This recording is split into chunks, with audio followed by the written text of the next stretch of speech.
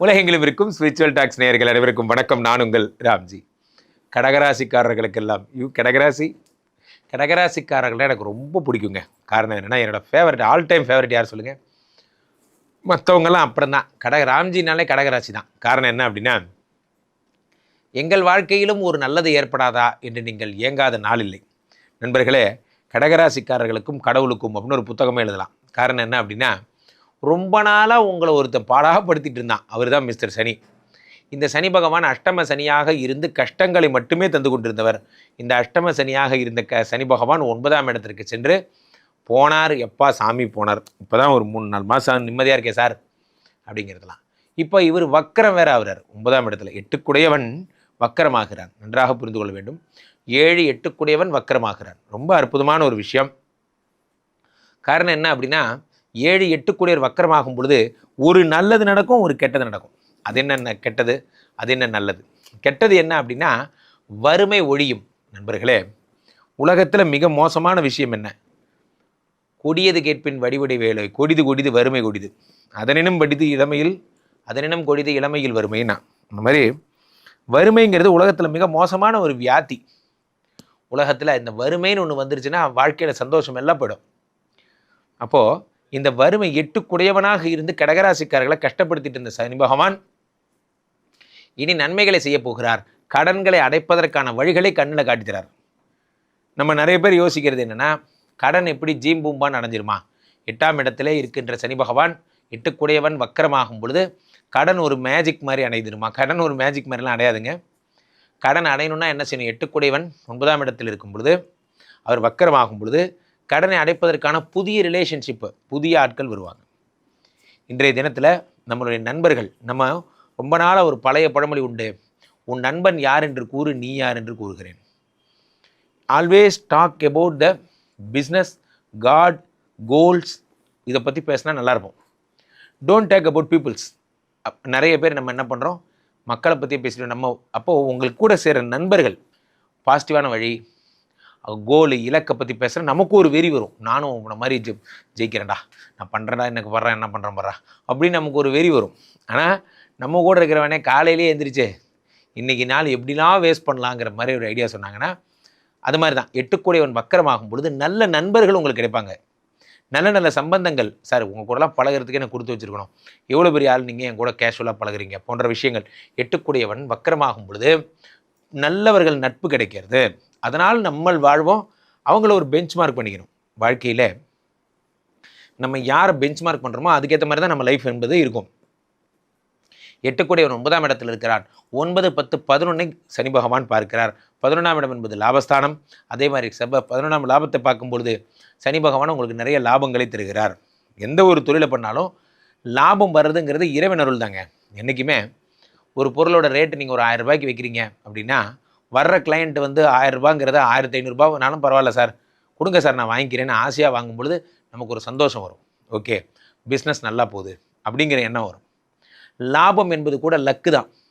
சில பேர் 1000 ரூபா பொருளையே எப்படியாவது ஒரு 900 ரூபா கொடுப்பீங்களா, 850 கொடுப்பீங்களா? தெங்காய் 8 ரூபாய் இல்லை, டேய் வேணாண்டா, தெங்காய் உனக்கு வேணாம் எனக்கு வேணாம், தெங்காய் 5 ரூபாய், 5 எங்கே இருக்குது, 8 எங்கே இருக்குது, தெங்காய் 6 ரூபாய். ஒரு காமெடி பார்த்தீங்கன்னா தெரியும், வடிவேலும் ஒரு மொட்டை தலைவரத்தரும் பேசுவார். அந்த மாதிரி சில பேர் வியாபாரம்லாம் காலையிலே எங்கேருந்துடா வரீங்க, அந்த மாதிரி அந்த கடை திறந்த உடனே அவங்க பண்ணுற அட்ராசிட்டிஸ் நம்ம ஆட்கள். ஸோ அப்போது லாபத்தை பார்க்கும்போது நல்ல நல்ல கிளைண்ட்டாக வருவாங்க. வாழ்க்கையில் ஒரு 2 வீணாக போன இந்த மாதிரி கிளைண்ட்டை பார்த்தீங்கன்னா போதும், அன்றைக்கி நாளே மூட் அவுட் ஆயிருவீங்க. ஸோ அதெல்லாம் கூட உங்களுக்கு என்ன, இந்த சனி பகவான் தருகின்ற பலன்கள் தான்.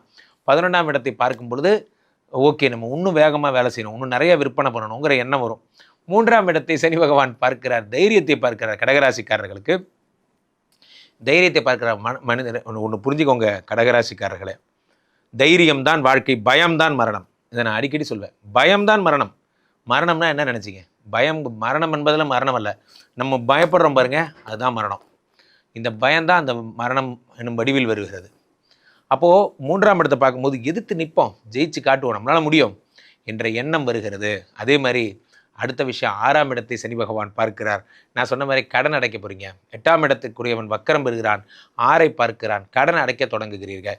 என்றைக்குமே ஒன்று புரிஞ்சுக்கோங்க, ஒரு பெரிய மறைந்த முதலமைச்சர் ஜெயலலிதா அவர்கள் சொல்லுவார்கள், என்ன சொல்லுவார்கள், ஒரு பெரிய வெற்றி என்பது பல சிறு சிறு வெற்றிகளின் கூட்டுத்தொகைம்பாங்க. ஒரு பெரிய வெற்றி என்பது பல சிறு சிறு வெற்றிகளின் கூட்டுத்தொகை. எனக்கு ரொம்ப பிடிச்ச வார்த்தை அது. ஒரு பெரிய வெற்றிங்கிறது உடனே வந்துடாது. நிறைய சின்ன சின்ன வெற்றியெல்லாம் கூட்டி பார்த்தா தான் அது வரும். இந்த மாதிரி பெரிய கடன் என்பது, எனக்கு இருக்கிற 20 லட்ச ரூபா கடனை நான் எப்படி அடைக்க போகிறேன்னு தெரியல சார், உடனே நடக்குமா? நடக்கவே நடக்காது. இந்த ஜென்மத்தில் நடக்காது. அப்போ நம்ம என்ன பண்ணோம், கொஞ்சமாக 1 1 2 2 50 50 சேர்த்து வச்சு அடைச்சா ஒரு கட்டத்தில் திரும்பி பார்த்தீங்கன்னா அடைஞ்சிரும். ஆனால் அந்த ஒரே ஸ்திரமாக அதை அடைச்சி முடிக்கிற வரைக்கும் என் கண்ணில் தூக்கம் இல்லை, நான் முடிச்சுட்டு தான் நான் விடுவேங்கிற அந்த வைராகியம் இருக்குது பார்த்தீங்களா, அதுதான் இந்த கடகராசிக்காரர்களுக்கு சனி திரும்ப அனுகிரகம். நண்பர்களே, இந்த கிரகங்கள்லாம் என்ன பண்ணுதுன்னு நீங்கள் நினைக்கிறீங்க? இந்த கிரகங்கள்லாம் அப்படி பொத்துக்கிட்டு வானத்தை பிச்சுட்டு கொட்ட போகுதுன்னு நினைக்கிறீங்களா? என்ன, அப்போல்லாம் ஒன்றும் பண்ணாது. உங்களுக்குள்ளேயே கடன் அடைக்கிற குணம் இருக்குது, உங்களுக்குள்ளேயே ஓடுற குணம் இருக்குது, உங்களுக்குள்ளேயே ஒரு சாதனையாளன் இருக்கிறான், உங்களுக்குள்ளேயே எல்லாம் இருக்குது. ஆனால் அந்த ராசி, அந்த கிரகங்கள் அதை தூண்டி விடுது. நீ எந்திரிச்சு பார், நீ யார் தெரியுமா அப்படின்னு உனக்கு ஞாபகப்படுத்தி விடுது. ஞாபகப்படுத்தும் போது என்ன பண்ணிடுறீங்க, அது ஒரு கமிட்மெண்ட்டாக எடுத்து கடன் அடைச்சிட்டேன். அந்த ஒரு வருஷம் நான் இன்னும் எதுவுமே யோசிக்கலை, அந்த ஒரு வருஷமும் நான் கண்ணை மூடிட்டு வெறும் சேவிங்ஸை மட்டும்தான் பார்த்தேன் அப்படின்னு உங்கள் வாழ்க்கையில் ஒரு வருஷம் எடுத்து ஓரம் வச்சிங்கன்னா உங்கள் கடன் எல்லாத்தையும் அடைச்சிருவீங்க. ஆனால் அந்த ஒரு வருடம் கூட நமக்காக செலவு பண்ண மாட்டேங்கிறோம். நம்ம என்ன பண்ணுறோம், உடனே நமக்குன்னு ஒரு சதீஷ் வருவான், நமக்குன்னு ஒரு சுரேஷ் வருவான், நம்ம என்ன மைண்டு டிஸ்ட்ராக்ட் ஆகிடுறோம், நம்ம அவங்க கூட சேர்ந்துடுறோம், நம்ம இருக்கிற பொழப்புக்கு எடுத்துக்கிறோம்.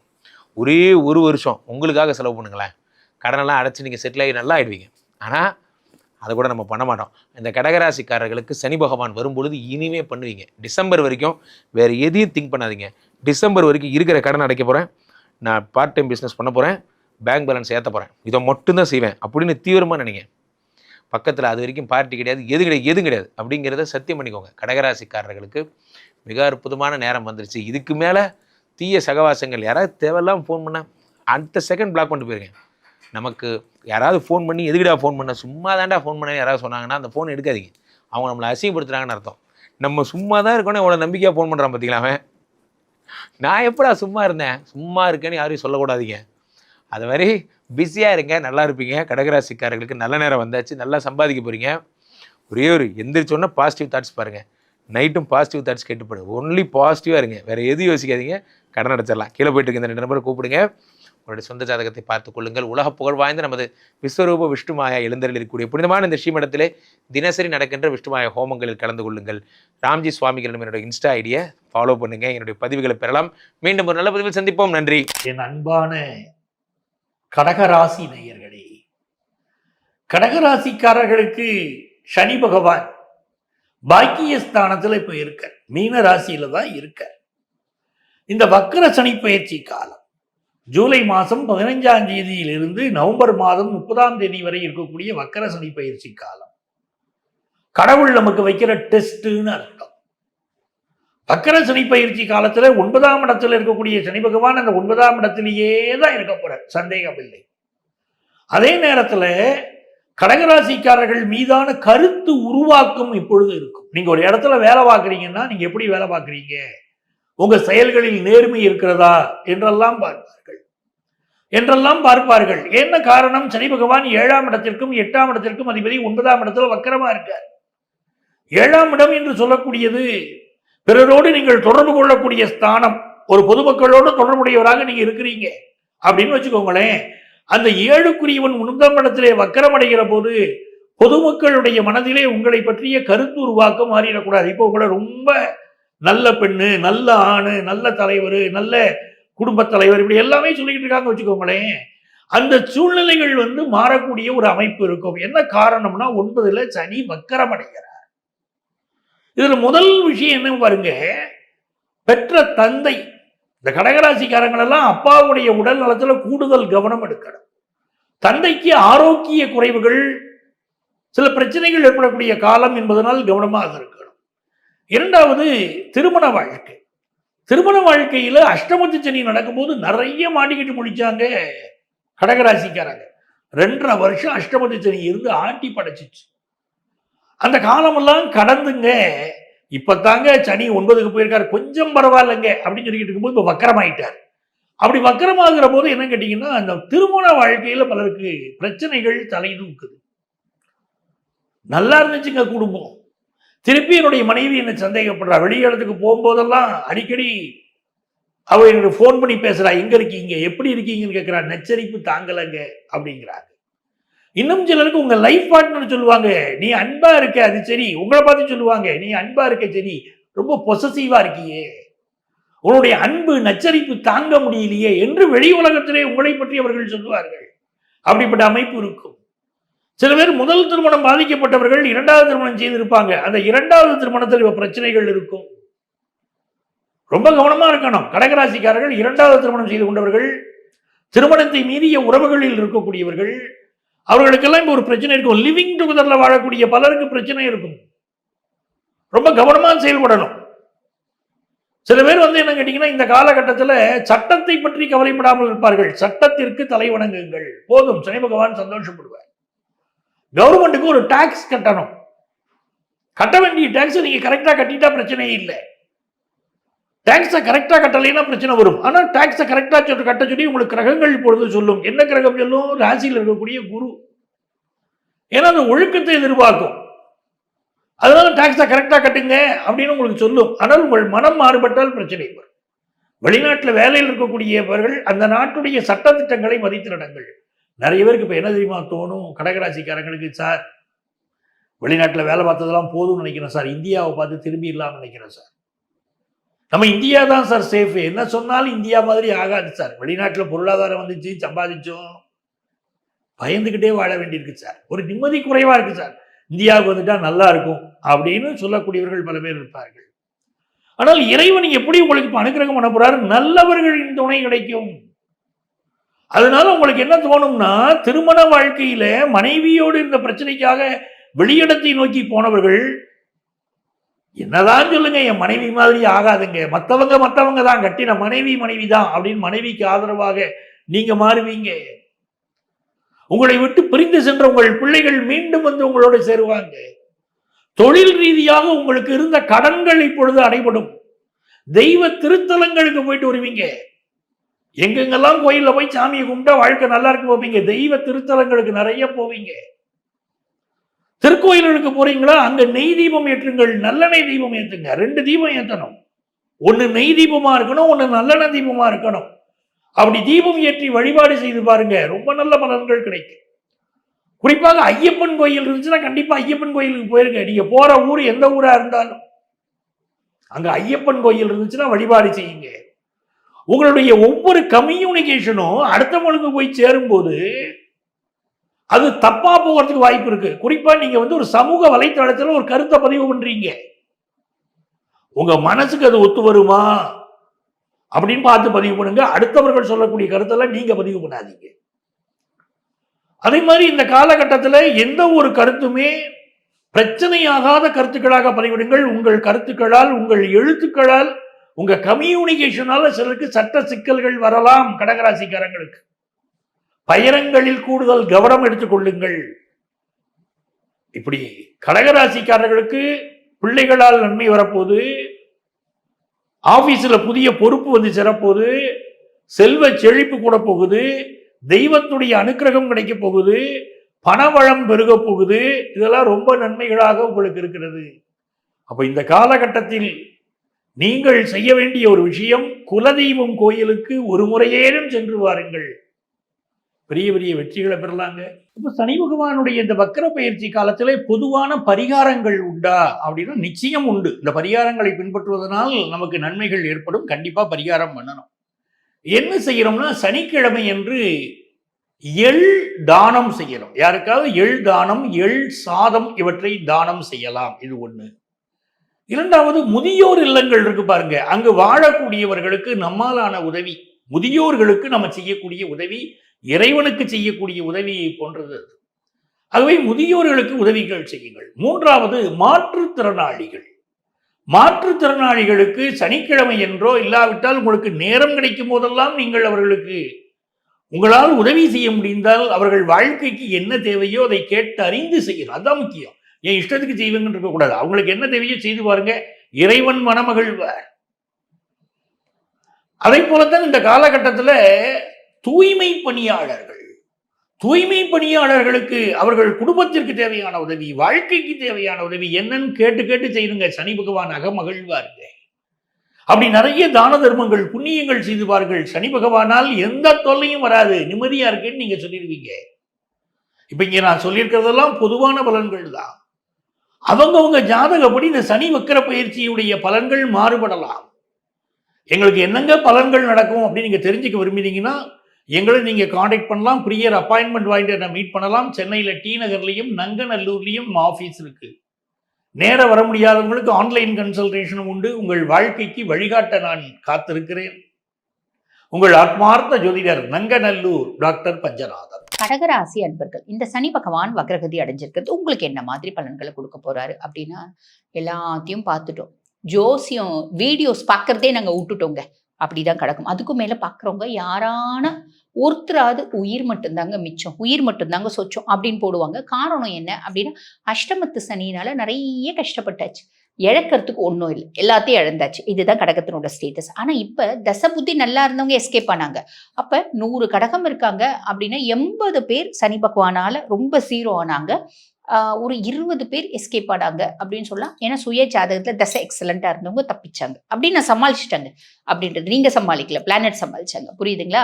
எந்த தசநாதன் சமாளிச்சா, யாராலையும் சனியை சமாளிக்க முடியாது, தசநாதன் சமாளிச்சான்.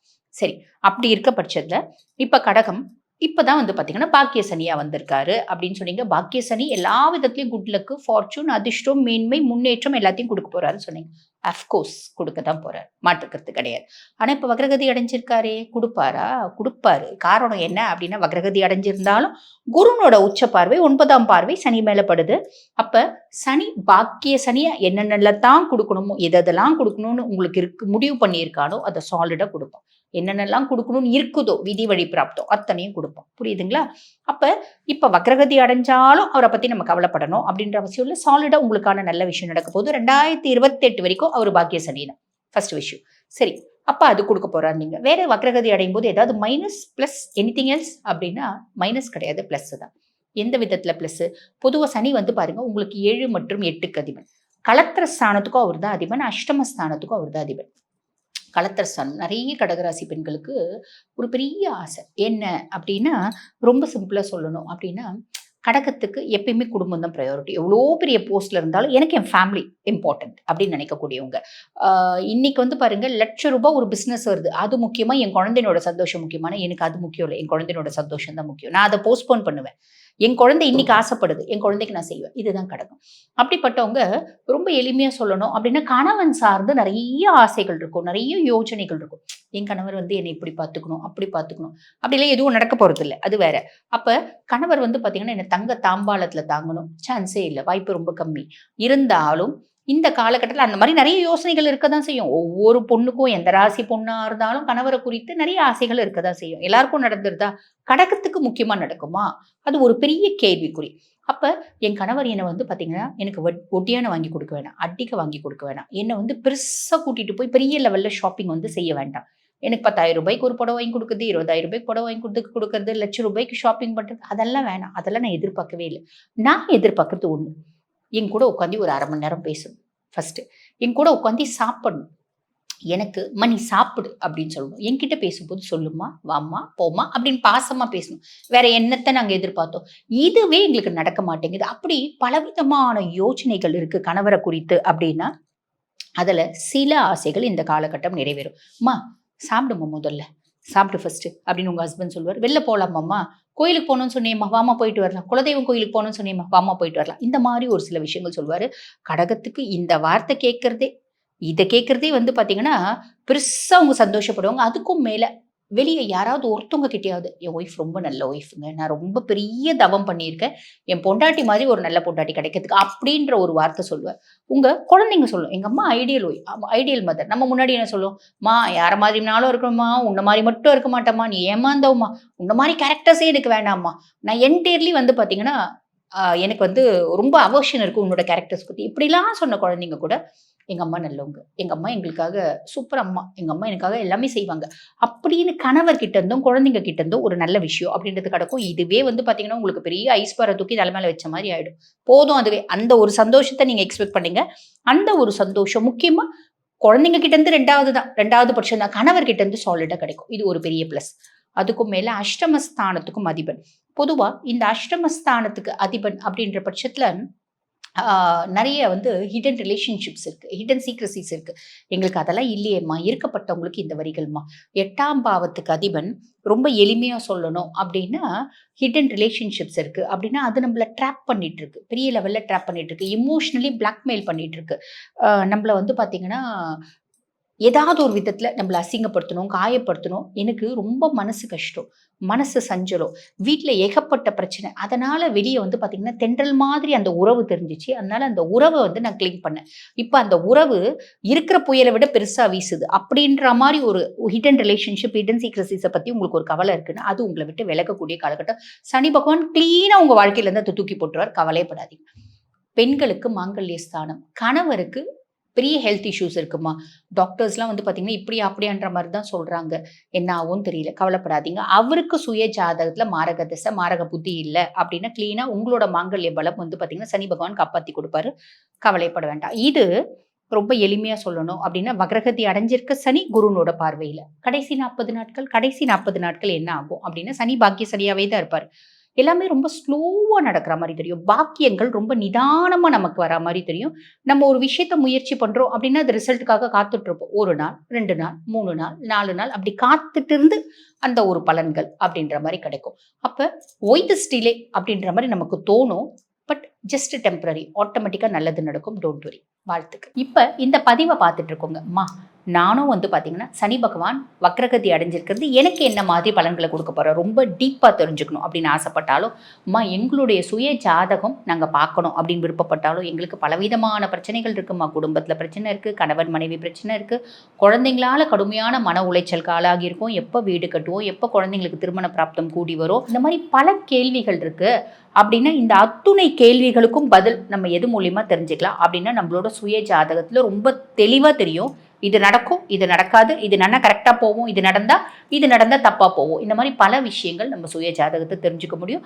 ஆக உங்க சுய ஜாதகம் பார்க்கணும் அப்படின்னா நான் பேசிட்டு இருக்கும் போதே என்னோட வாட்ஸ்அப் நம்பர் டிஸ்பிளேல கொடுத்துருப்பாங்க.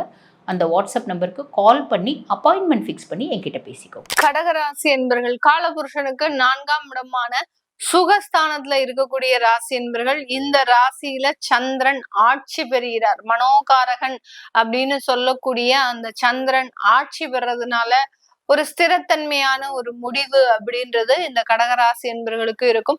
இவர்களினுடைய முடிவை மற்றவர்களுக்காக மாற்ற மாட்டாங்க. அதுதான் இவர்களுக்கு இருக்கக்கூடிய சில நெகட்டிவான குணம் அப்படின்றது மற்றவர்களுக்கு தெரியும்.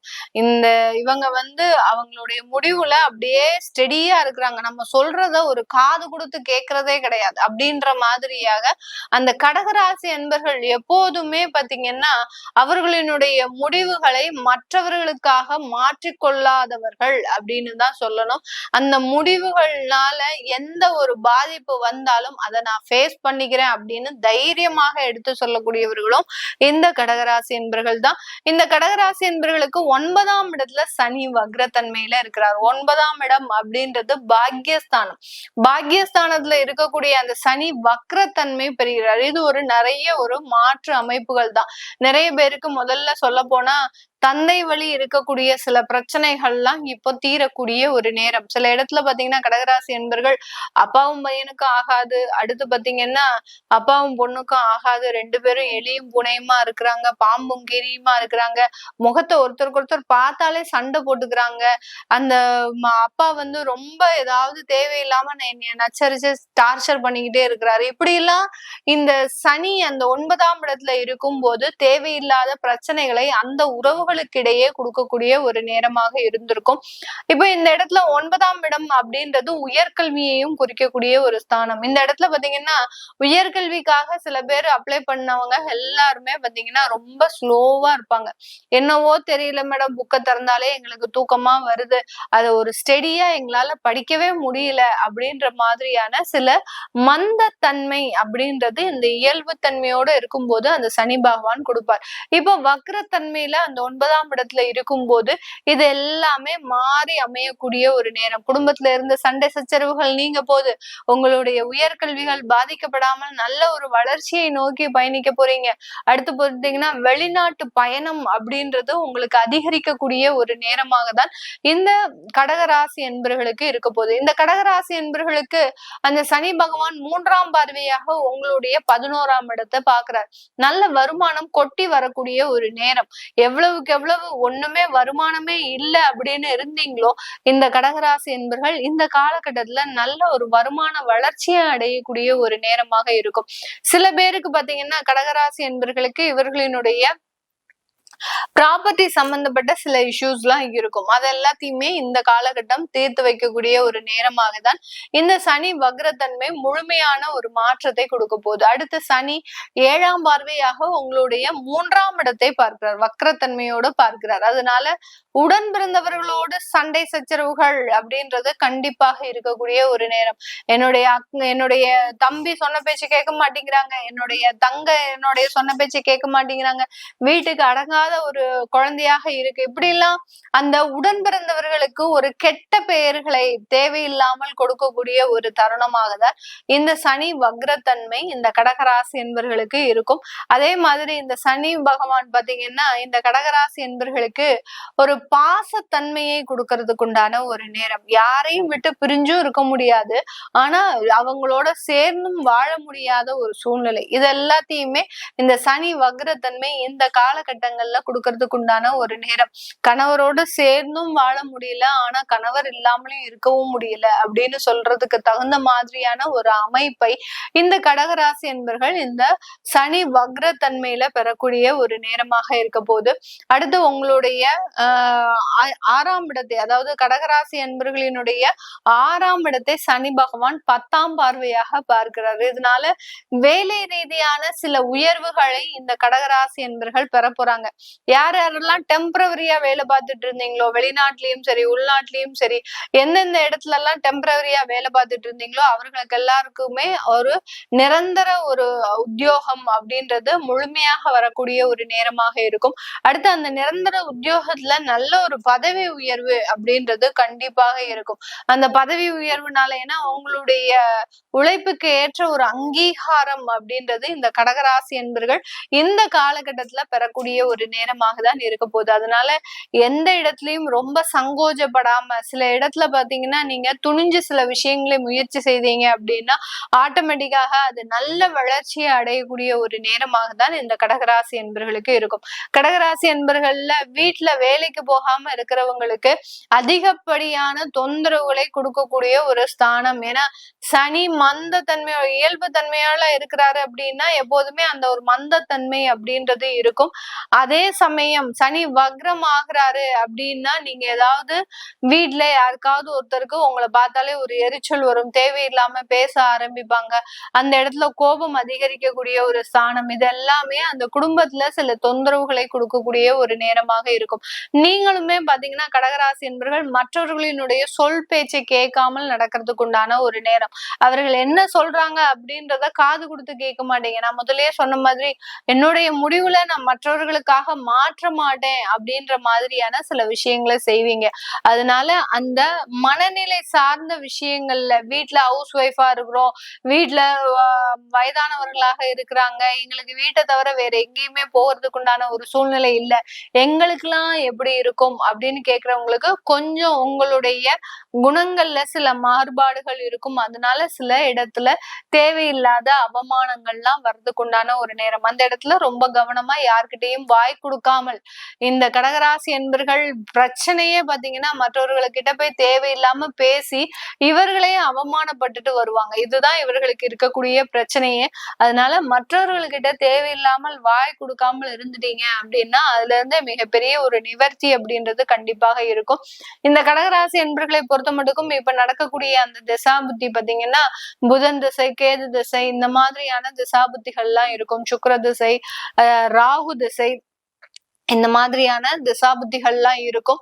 இந்த திசாபுத்தி இருக்கக்கூடிய நபர்கள் இந்த காலகட்டம் உங்களுடைய ஜாதக ரீதியாக ஒரு வேலை மாற்றம் செய்யணும் விருப்பப்படுறவங்க, நிறைய பேர் பாத்தீங்கன்னா வேலை மாற்றம்லாம் செய்யணும் விருப்பப்படுவாங்க. அடுத்து 2வது திருமணம் செய்யணும் விருப்பப்படுவீங்க. இந்த மாதிரியாகலாம் இருக்கக்கூடியவர்களுக்கு உங்களுடைய ஜாதகத்தை நீங்க டீட்டெயில்டா பாத்துட்டீங்க அப்படின்னா அதுல இருக்கக்கூடிய சில மாற்றங்கள் தெரிய வரும். அடுத்து இந்த இடத்துல இந்த கடகராசி என்பர்கள் இந்த 4 மாத காலகட்டத்திற்கு நீங்க என்ன விஷயங்கள்ல ரொம்ப கேர்ஃபுல்லா இருக்கணும் அப்படின்னா, நான் முதலே சொன்ன மாதிரி யார்கிட்டயும் தேவையில்லாத ஒரு வம்புகளை, அதாவது வம்பு வழக்குகளை வாங்கிட்டு வந்துருவீங்க. அதனால பெரிய அளவுக்கு யார்கிட்டயும் ரொம்ப கான்வர்சேஷன் வச்சுக்காதீங்க. அடுத்து பாத்தீங்கன்னா உங்களுடைய உடன் பிறந்தவர்கள்கிட்ட ரொம்ப பினான்சியல் டிரான்சாக்சன் வச்சுக்க கூடாது. என்னுடைய உடன் பிறந்தவர்கள் தானே, என்னுடைய கூட பிறந்த சகோதரர்கள் தானே, அவங்க கிட்ட வச்சுக்கிட்டா என்ன அர்த்தம் அப்படின்ற மாதிரியா கேட்க கூடாது. ஏன்னா இந்த இடத்துல வரக்கூடிய சில கான்ஃபிளிக்ஷன்ஸ் அப்படின்றது மிகப்பெரிய ஒரு பாதிப்பை இந்த கடகராசி என்பர்களுக்கு கொடுக்கும். அடுத்து பாத்தீங்கன்னா 2வது திருமணம் சம்பந்தப்பட்ட விஷயங்கள்ல தேவையில்லாத பாதிப்புகளை கொடுக்கறதுக்கு உண்டான ஒரு நேரம். அதனால இந்தந்த இடத்துல எல்லாம் நீங்க பிரச்சனைகளை சந்திக்க போறீங்க. மீதி எல்லா இடத்துலயுமே உங்களுக்கு நல்லதுதான் நடக்க போகுது. கடகராசி என்பர்கள் இந்த காலகட்டம் செய்யக்கூடிய ஒரு முக்கியமான ஒரு பரிகாரம் அப்படின்னு கேட்டீங்கன்னா, உங்களுடைய ராசிக்கு 9ஆம் இடத்துல சனி பகவான் வக்ரத்தன்மையோட இருக்கிறதுனால இந்த இடத்துல இந்த கடகராசி என்பர்கள் உங்களுடைய ஊர்ல இருக்கக்கூடிய காவல் தெய்வங்களுக்கு, நீங்க எந்த ஊர்ல இருக்கிறீங்களோ அந்த ஊர்ல இருக்கக்கூடிய காவல் தெய்வங்களுக்கு சனிக்கிழமை நல்லெண்ணெய் வாங்கி கொடுங்க. ஏன்னா 9ஆம் இடம் அப்படின்றது பாக்யஸ்தானம். அந்த பாக்யஸ்தானத்துல சனி வக்ரத்தன்மையோட இருக்கும்போது இங்க குலதெய்வ ஆசீர்வாதம் இல்ல, அடுத்து பாத்தீங்கன்னா உங்களுடைய பூர்வீகத்துல பிரச்சனைகள் இருக்கு அப்படின்ற மாதிரியான ஒரு ஜோதிட ரீதியான ஒரு பலன்கள் இருக்கும். இதற்கு ஒரு பிராயச்சித்தமாக உங்களுடைய காவல் தெய்வங்களுக்கு நீங்க சனிக்கிழமை நல்லெண்ணெய் காப்பு செய்யும் போது அதற்குண்டான விஷயங்கள் நல்ல ஒரு தீர்வை கொடுக்கக்கூடிய ஒரு நேரமாக இருக்கும். இது உங்களுடைய ஜாதக ரீதியாக நீங்க சில இடத்துல நீங்க அதை பார்த்துக்கலாம். அப்படி பார்க்கணும் விருப்பப்படுறவங்க கீழே இருக்கக்கூடிய நம்பருக்கு வாட்ஸ்அப்ல மெசேஜ் அனுப்புங்க. அதற்குண்டான விவரங்கள் தெரிய வரும். உங்களிடமிருந்து விடைபெறுவது உங்கள் ஆஸ்ட்ரோ பூர்ணா. நன்றி, வணக்கம்.